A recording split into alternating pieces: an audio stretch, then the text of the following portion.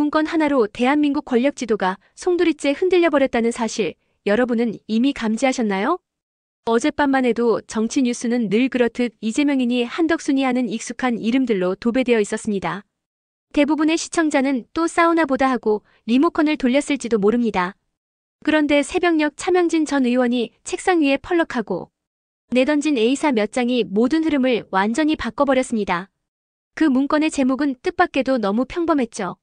2025년 5월 5일 일정표. 언뜻 보아서는 그저 하루치 스케줄 메모에 불과해 보였습니다. 그러나 내용을 찬찬히 들여다본 순간 기자들의 동공은 순식간에 확장되었고 여의도 전역에 전화선이 타들어 가득 붉게 달아올랐습니다.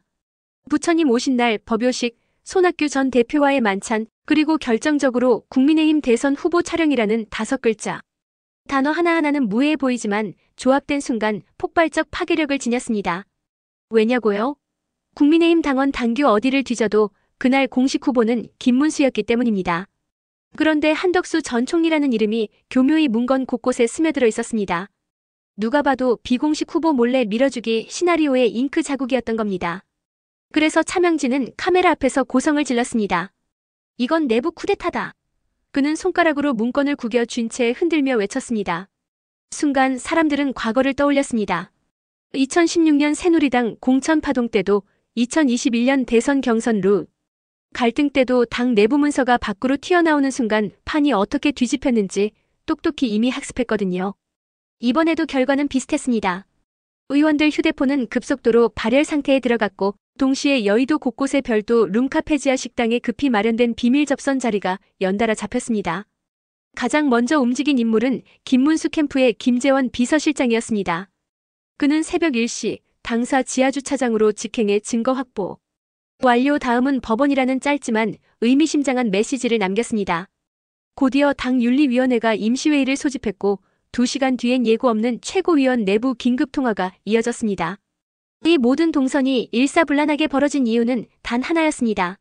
한덕수 캠프가 실체 없는 유령이 아니라 실은 이미 당 조직 깊숙이 파고들어 있었다는 사실이 문건 한 장으로 명백해졌기 때문이었습니다.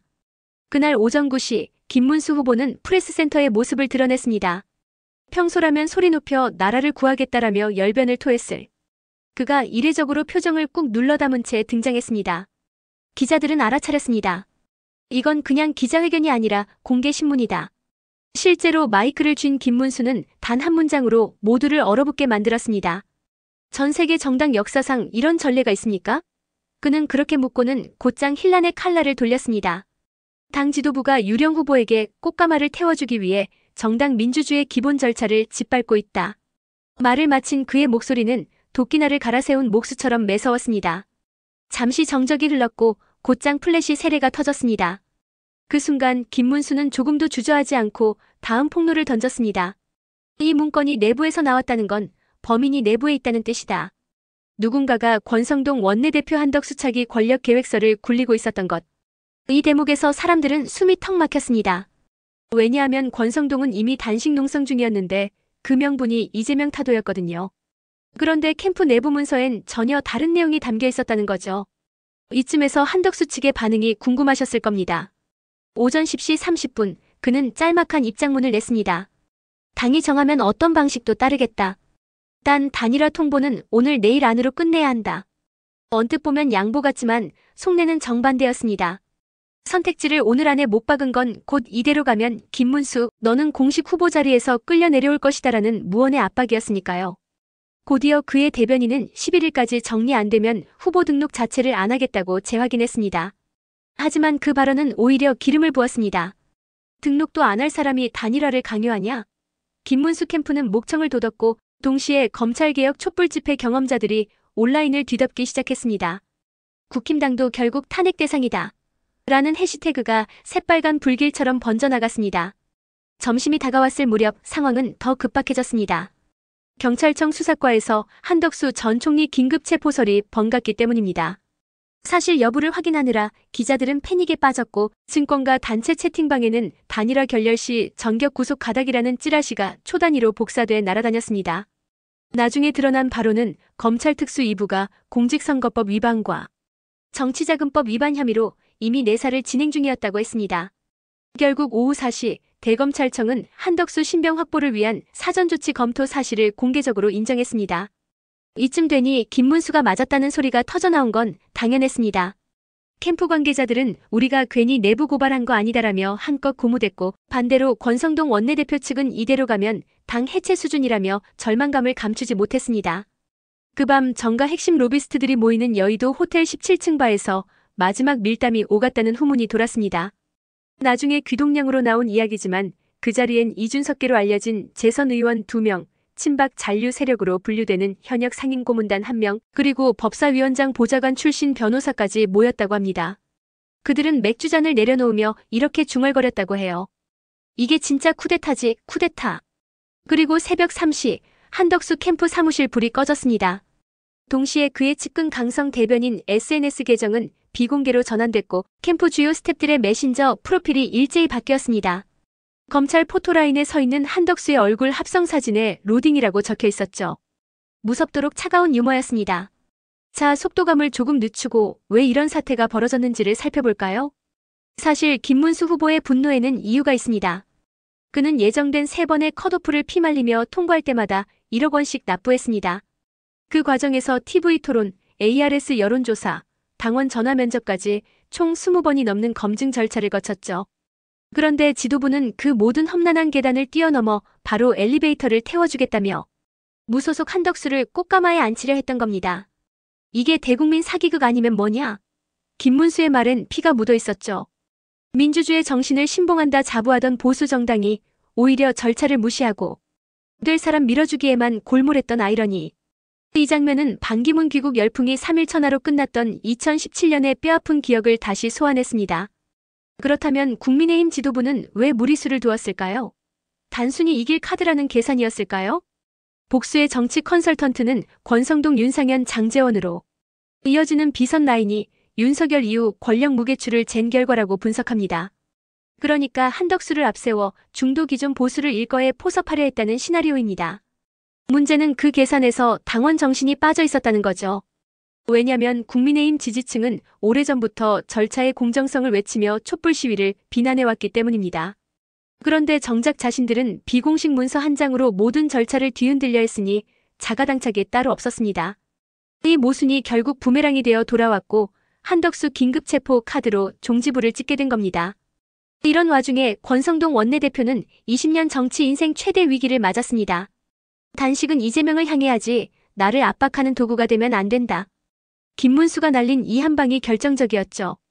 권성동은 미묘한 침묵을 택했지만 이미 온라인 커뮤니티에선 단식하다 자리 보전하려다 자살골이라는 조롱글이 쏟아졌습니다. 며칠 뒤 의료진 권고로 단식이 중단됐다는 보도가 나오자 사람들은 명분도 실리도 잃었다고 입을 모았습니다. 더욱이 한덕수가 법정 구속 수순에 오르자 권성동 라인은 무너진 체제 재정비마저 어려워졌습니다. 친윤친한 무력화라는 세 글자가 보수 언론 일면 헤드라인을 장식했죠. 정치 구도가 하루아침에 뒤집힌 순간이었습니다. 그리고 드디어 5월 11일 새벽 1시 서울중앙지법 청사 앞에서 중계차가 정렬했습니다. 영장실질 심사를 마친 한덕수 전 총리가 수갑을 찬 채 모습을 드러낸 겁니다. 그는 흰 와이셔츠 목깃을 채 펴지도 못하고 검찰 호송차로 향했습니다. 카메라 플래시가 백색 번개처럼 쏟아졌고 취재진이 문 건 조작 지시했습니까? 김문수와 사전 담합 의혹 인정합니까? 라고 외쳤지만 한덕수는 끝내 입을 열지 않았습니다. 그러나 침묵은 해명도 방패도 되지 못한다는 걸 모두가 알고 있었습니다. 왜냐면 이미 영장에는 국민의힘 지도부와 공모하여 김한적 후보 단일화 시도라는 충격적 문구가 적혀 있었기 때문입니다. 곧이어 검찰청 별관 브리핑룸에선 추가 피의자 출석 요구 대상에 권성동, 윤상현 등 현역 의원 8명이 포함됐다는 뉴스가 쏟아졌습니다. 여의도가 뒤집힌 이유, 이제 더 설명할 필요가 없겠죠?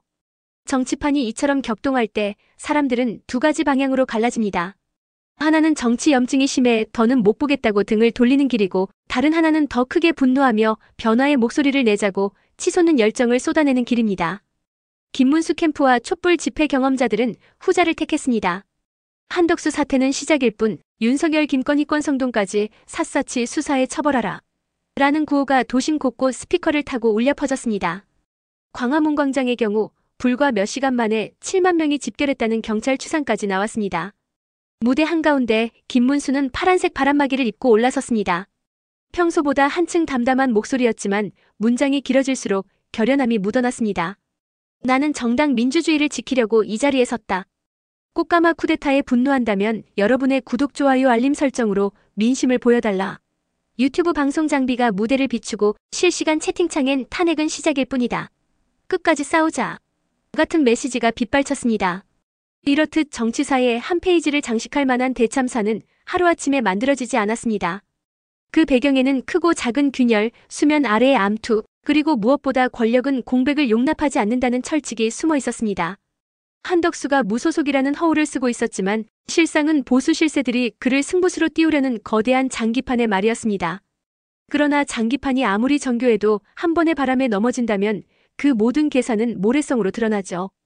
정치란 결국 사람의 마음을 얻는 일이고 사람의 마음은 절차의 공정성이라는 투명한 잣대가 들이닥칠 때 가장 예민하게 반응합니다. 이번 사태는 바로 그 감수성을 건드렸습니다. 문건 한 장이 스스로 증명했듯 국민은 더 이상 뒤에서 짜인 각본에 속아 넘어가지 않습니다. 그날 밤 비오는 도심을 배경으로 한덕수를 태운 호송차가 서초동 검찰청 담장을 넘어갈 때 누군가는 조용히 말했습니다. 김문수가 결국 맞았다. 국힘 지도부는 스스로 무너졌다. 그리고 또 다른 누군가는 탄식했습니다. 권성동도 끝났다. 이젠 어느 얼굴로 돌아오겠나?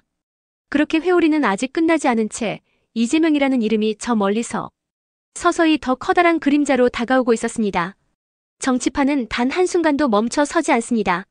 오늘의 승자가 내일의 죄인이 되는 곳, 내일의 영웅이 모레의 반역자가 되는 곳, 그것이 바로 여의도의 속성입니다. 그러나 분명한 건 절차를 우롱한 대가가 이번만큼은 확실히 청구되었다는 사실입니다. 그리고 그 영수 중에는 한덕수, 권성동, 그리고 내부 문건을 은밀히 돌리던 이름 없는 기획자들까지 고스란히 목록이 적혀 있겠죠.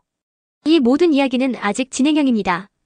구속영장 청구, 보석 여부, 지도부 재구성, 대선 레이스 재편까지 앞으로 펼쳐질 변곡점은 무수합니다. 하지만 오늘 우리는 하나를 배웠습니다. 민주주의는 최소한의 룰을 지킬 때만 힘을 얻는다는 진리. 그리고 그 룰을 경시할 때 한 장짜리 문건조차 도미노를 쓰러뜨리는 일격이 될 수 있다는 교훈. 그러니 눈을 떼지 마십시오. 다음 뉴스 속보는 바로 여러분의 손끝에서 시작될지도 모르니까요. 재밌게 보셨다면 구독과 좋아요, 알림 설정 부탁드립니다.